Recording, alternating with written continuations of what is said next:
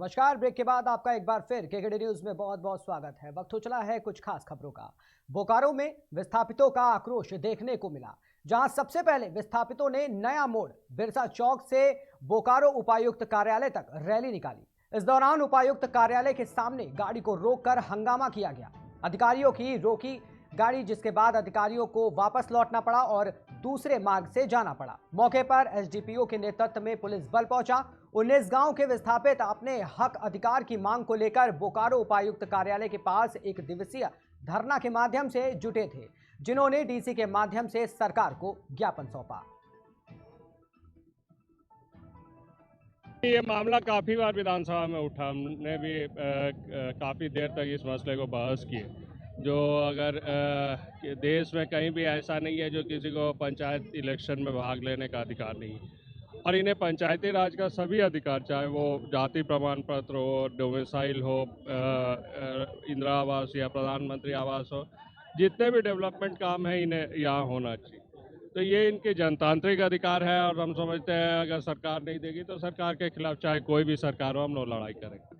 वेदना को समझना होगा और इनका जो मांग है इनको मानना होगा। ये महज है जो इनकी अधिकार को ये लोग मांग रहे हैं, दूसरा कोई भी चीज़ नहीं। इतने वर्षों तक ना पुनर्वासित किया गया, ना इनको कोई भी अधिकार मिला। तो हम समझते हैं जो अगर बोकारो स्टील अधिग्रहण किए हैं तो उसकी जो प्रक्रिया है उसको दिखाए, और प्रक्रिया के तहत वो जो काम स्टील की जो काम है, फैक्ट्री की जो काम है उसको करना चाहिए। अगर वो फैक्ट्री वहाँ लगी नहीं तो स्वाभाविक बात है जो नियम कहती है जो वो सरकार के माध्यम से फिर से रैयत के पास जाना चाहिए। मनमानी कर रही है, इसको विरोध कर कर हम समझते हैं जो राज्य सरकार भी इसमें चुप्पी करके इस जनता की जो मांग है इसको नहीं देखने की काम कर रही है, तो अनदेखी करने की काम कर रही है। तो हम लोग इमीडिएटली माननीय मंत्री, पंचायती राज मंत्री से भी मिलेंगे और हेमंत जी से भी हम बात करेंगे जो इनकी जो मांग है वो तारीख। तो करेंगे अगली खबर की ओर। खबर झारखंड के बोकारो से है, जहां बीते 31 दिसंबर को चास के रामनगर कॉलोनी में ठेला चालक की हत्या के मामले में शामिल विक्की चौरसिया को चास थाना पुलिस ने गिरफ्तार कर आज जेल भेज दिया। आपको बता दें कि अपने दोस्तों के साथ नए साल की पार्टी मनाने के दौरान मारपीट हुई, जिसमें गिरफ्तार आरोपी के साथ साथ अन्य लोगों ने उसे चाकू से गोदकर उसकी हत्या कर दी थी। वहीं हत्या के बाद शव को कुछ दूरी पर गरगा नदी पुल के किनारे फेंक दिया गया, जहां परिवार वालों को सूचना मिलने के बाद परिजनों ने इसकी सूचना चास थाना को दी थी।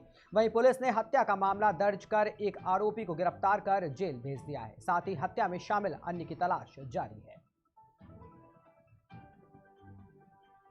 तारीख को हत्या का केस हुआ था 31 की रात्रि में, 31/12/2022 की रात्रि में पार्टी हो रहा था। पार्टी में मारपीट में एक शक्ति ठाकुर की हत्या हुई थी। उसी का एक अभियुक्त है विक्की चौरसिया, इनको गिरफ्तार किया गया है और न्यायिक हिरासत में भेजा जा रहा है। सर, आपराधिक इसका क्या पहले का भी कोई इतिहास? भागलपुर के नाथनगर के करेला स्थित दक्षिण बिहार ग्रामीण बैंक करेला शाखा का शटर काटकर नकाबपोश बदमाशों के द्वारा लूट की घटना को अंजाम देने का प्रयास किया गया। गौरतलब हो कि नाथनगर का ये करेला स्थित दक्षिण बिहार ग्रामीण बैंक करेला चौक पर स्थित है।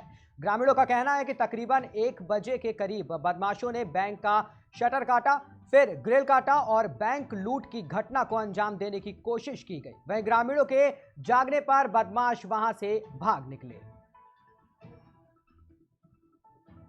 मनीष कुमार, दक्षिण बिहार ग्रामीण बैंक करेला शाखा का शाखा प्रबंधक हूँ। रात में हम लोगों को सूचना मिली कि शाखा में शटर एक तरीके से टूटा हुआ पाया गया, जो स्पष्ट रूप से दिख रहा है। हम लोग जब आए हैं तो यहाँ पर किसी भी तरह का नगद का क्षति नहीं पाया गया है। सारा कंप्यूटर, सारा यहाँ पर जितना SFF है वो सारा कुछ सुरक्षित पाया गया है। किसी भी तरह का कोई भी लॉस यहाँ पर हम लोगों को नहीं नज़र आया है, जो भी प्रथम दृष्टया में, और फाइनली हम लोग का कैश भी पूरी तरीके से सुरक्षित है। तो कंफर्म कर रहा हूँ कि किसी भी तरह का नकदी यहाँ पर से लॉस नहीं हुआ है, नुकसान कुछ नहीं हुआ है। जो है वो आपके सामने शटर को तोड़ने का प्रयास किया। खबर कन्नौज से है, जहां PSM डिग्री कॉलेज में स्मार्टफोन वितरण कार्यक्रम का आयोजन किया गया। कार्यक्रम में देश के समाज कल्याण मंत्री असीम अरुण ने शिरकत की। इस दौरान उन्होंने छात्र छात्राओं को स्मार्टफोन बांटे। इस मौके पर मीडिया से बात करते हुए उन्होंने कहा कि डिजिटल युग में ये स्मार्टफोन छात्र छात्राओं को पढ़ाई में मदद करेंगे। ये विडंबना है समाजवादी पार्टी की और अखिलेश की भगवा रंग तो हमारे तिरंगे में सबसे ऊपर की पट्टी है। उनको अगर भगवा रंग से कोई कष्ट है, कोई मतभेद है, ये उनकी परेशानी है। भगवा रंग, सफ़ेद रंग, हरा रंग, तीनों रंग हमारे राष्ट्र के हैं और हम तीनों पे गौरव करते हैं। हाँ, जब हम मंदिर जाते हैं तो हमारी मंदिर की संस्कृति है, वहाँ पे आपको भगवा ज़्यादा दिखता है, ये भी स्वाभाविक है। और जो म्यूज़ियम की बात है, म्यूज़ियम या और भी योजनाएं जो आधी अधूरी बना करके समाजवादी पार्टी गई थी, केवल जल्दबाजी में फीता काट दिया था उनका, उन सबको मैं एक एक करके समीक्षा कर रहा हूँ, ठीक कर रहा हूँ, क्योंकि योजनाएं किसी एक सरकार की नहीं होती हैं। योजनाएं हमारे आपको टैक्स पेयर के पैसे से आती हैं और उसको हम लोग संचालित करते हैं। तो समाजवादी पार्टी को अखिलेश जी से भी मेरा अनुरोध है कि योजनाएं जो आज स्मार्टफोन बांटे गए, क्या इसको हम कहेंगे कि मैंने बांटे? नहीं, ये कर दाता के पैसे से आए और उसका वितरण किया गया एक अच्छी योजना के तहत। आपको जान के ये भी खुशी होगी, जो फ़ोन बांटे जा रहे हैं वो ऐसा नहीं है जैसे समाजवादी पार्टी के समय हुआ था कि बांटने के 2 घंटे के अंदर OLX पे सब मिल गया था। यहाँ पे एक एक फ़ोन जो है बच्चे उसमें डिजी शक्ति ऐप दी हुई है, बच्चे उसको प्रयोग कर रहे हैं कि नहीं कर रहे हैं, इसका बीच बीच में रिकॉर्ड रहता है। उनकी निजता का उल्लंघन नहीं होता है, प्राइवेसी का उल्लंघन नहीं होता है। तो फिर ऐसा ना हो कि ये स्मार्टफोन जो बांटे गए वो मार्केट में पहुंच जाए और सरकार ने जिस मंशा से किया था। तो भारतीय जनता पार्टी की सरकार सबका साथ सबका विकास तो करती है, लेकिन इस प्रकार के सेफगार्ड सुरक्षा के उपाय भी रखती है कि करप्शन। खबर बिजनौर से है, जहां पुलिस के खौफ से एक हिस्ट्री शीटर अपराधी थाने पहुंच गया। साथ ही उसने कभी भी अपराध न करने की कसम भी खाई। आपको बता दें कि शातिर हिस्ट्री शीटर के ऊपर दर्जनों मुकदमे पहले से जब्त हैं। वही अपराधी थाना कोतवाली शहर के टिक्कोपुर गांव का रहने वाला बताया जा रहा है। थाने आया हूँ। हाँ, मेरे पास 10-12 मुकदमे चल रहे हैं चोरी के। हाँ, जिनसे मैं अपराध के लिए चाहता हूँ, आइंदा मैं अपराध नहीं करूँगा। तो ये क्या गारंटी अब अपराध नहीं करोगे आप? सर एक मौका दे दीजिए बस। नहीं, क्या गारंटी है कि आप अपराध नहीं करोगे? सर मैं बच्चे कसम खा कहता हूँ। और किसको मानते हो तुम, अल्लाह को या किसको? हाजिर नाजिर मान के बताओ कि मैं कोई अपराध नहीं करूँगा। सर मैं अल्लाह को हाजिर नाजिर मान के कहता हूँ, मैं कोई अपराध नहीं करूँगा आइंदा। मुझे एक मौका दे दीजिए।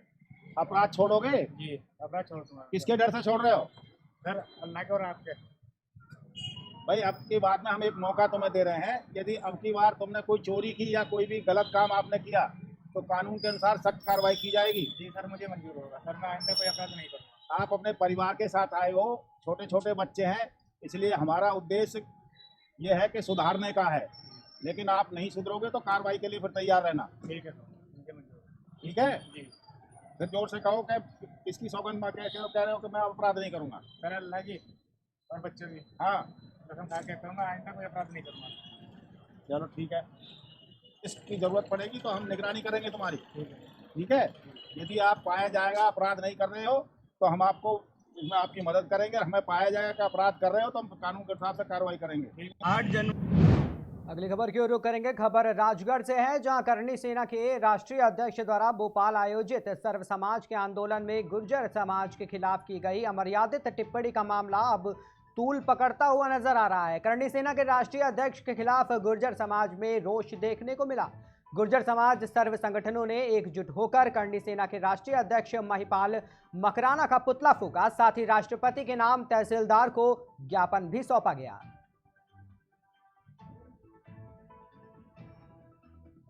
8 जनवरी को जो जन आंदोलन हुआ था, उसमें महिपाल मकराना ने हमारे गुर्जर समाज के बारे में और हमारे मेहर बोध जी के बारे में कुछ अपशब्द बोले हैं।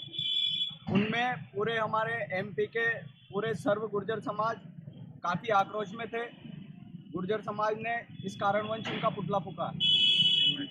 क्या कार्रवाई की मांग की आपने? कार्रवाई की मांग अभी नहीं की है। कार्रवाई की मांग तहसीलदार साहब के पास आवेदन देने जाएंगे। कार्रवाई की मांग यह है कि महिपाल मकराना को सजा दी जाए। गुर्जर समाज के बारे में उन्होंने काफ़ी अपशब्द कहे हैं, जिनसे पूरा गुर्जर समाज आक्रोश में है। अपशब्द महिपाल मकराना ने 8 जनवरी को भोपाल जम्हूरी मैदान में सर्व समाज के सामने बोले हैं, जिससे गुर्जर समाज में काफ़ी आक्रोश है। अतः हम श्रीमान से निवेदन करने आए थे कि महिपाल मकराना के खिलाफ सख्त से सख्त कार्रवाई की जाए, अन्यथा गुर्जर समाज उसके विरोध में धरना प्रदर्शन करेगी। और तहसीलदार साहब की तरफ से कोई आश्वासन? तहसीलदार साहब की तरफ से हमें प्राप्ति मिल गई है और तहसीलदार साहब ने कहा है कि जल्द से जल्द कार्रवाई के लिए पहुंच जाएंगे कागज। पुतला भी जलाएगा? पुतला दहन किया। थाना रुक करेंगे आगरा की आ रही एक खबर की ओर, जहां पर अपने आप को आईएएस बताकर लाखों का दहेज लेने वाले आरोपी को पुलिस ने गिरफ्तार कर लिया है। वहीं मंडोला पुलिस ने बताया कि इस शख्स को मथुरा से गिरफ्तार कर न्यायालय में पेशी के बाद जेल भेज दिया जाएगा। आपको बता दें कि आरोपी पर धाराएं कम करने के मामले में एतमादौला के एसआई को एसएसपी ने सस्पेंड कर दिया था। वहीं थाना एतमादौला में आरोपी के खिलाफ कई मामले भी दर्ज हैं। थाना एतमादौला पे एक मुकदमा पंजीकृत कराया गया था 470/22 धारा अंतर्गत 498A, 307, 313, 120B, 506, 419, 420 भादवी और साथ में 3/4 DP एक्ट। इस मुकदमे की निष्पक्ष विवेचना हेतु इसे थाना मंडोला हस्तांतरित किया गया और थाना मंडोला पुलिस ने इसकी निष्पक्ष विवेचना की, जिसके आधार पर संजय पुत्र रणवीर सिंह निवासी मथुरा को गिरफ्तार किया गया है। और तथ्यों के परिशीलन से ये बात प्रकाश में आई है कि यह व्यक्ति फर्जी आईएएस बनकर अपने आप को बताता था, इसके सोशल मीडिया के हैंडल और अन्य तथ्यों के मुताबिक ये फर्जी आईएएस पाया गया है और इसे गिरफ्तार किया गया है और विधिक कार्य। खबर बिहार के भागलपुर से है, जहां सड़क सुरक्षा सप्ताह के तहत जागरूकता रथ रैली निकाली गई। आपको बता दें कि जिलाधिकारी ने रैली को दिखाकर रवाना किया।